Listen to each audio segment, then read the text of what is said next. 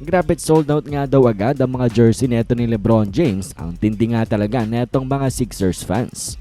Walang araw nga na pinakahihintay ng maraming Philly fans ay dumating na nga lang dahil sa physical store netong ang Philadelphia 76ers ay meron na nga ang LeBron James na jersey na for sale. At ito yung official na jersey ni LeBron, sila na mismo ang gumawa nga nito at hindi na lang kinostomize ng maraming fans para lang masabi na meron silang Sixers LeBron jersey. And well, hindi naman nag-disappoint ang maraming ang Sixers fans at actually bumila pa bago ang opening ng store na ito para lang makakuha sila ng jersey ni LeBron James ngayong nasa Philly na nga siya. At ito, panoorin natin ang video clip nga ito. My friend, you are falling to your knees with the LeBron James jersey. How is this real?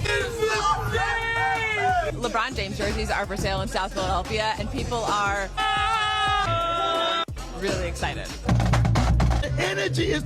You don't see me sweating? My friend, you are falling to your knees with the LeBron James jersey. How are you feeling right now? Ecstatic. This is insane. I can't believe we have the jersey. I can't believe he's here. The fact that we have LeBron James in Philly is incredible, and I need to be at game one. I need to be at game one. It's been hard to get. I got a Jaylen Brown, but I got LeBron's jersey now. The king is here. I'm a LeBron fan now. See? Tyler, how long have you been a Sixers fan? For a month, since July 24th. It was great. Much better than being a Lakers fan. Lakers fans were ungrateful. Let's go Sixers!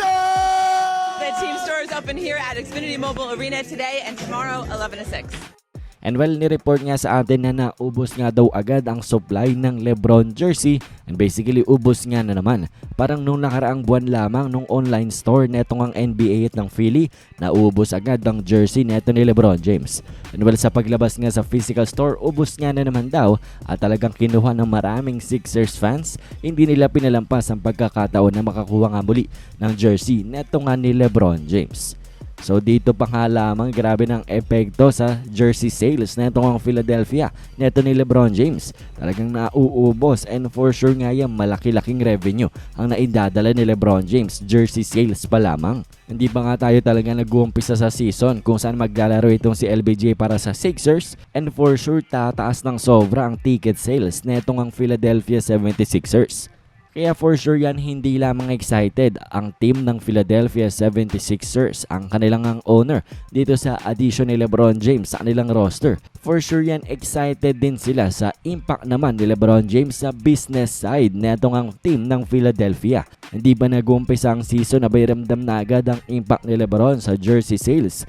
Tapos sigurado din yan sa ticket sales. Tapos diba may balita pa rin nung una na pati ekonomiya netong ang Philadelphia ay maaapektuhan din ni LeBron James. Magdadala ng malaki-laking revenue.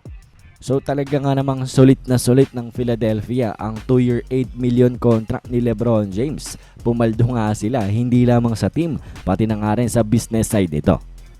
Anyways, kayo ba? Ano bang masasabi nyo dito? Inyong opinion patungkol nga sa impact neto ni LeBron James sa Sixers team. Ubos daw agad, sold out daw muli. Ito nga ang ganyang jersey. Komento nyo lamang inyong mga opinion.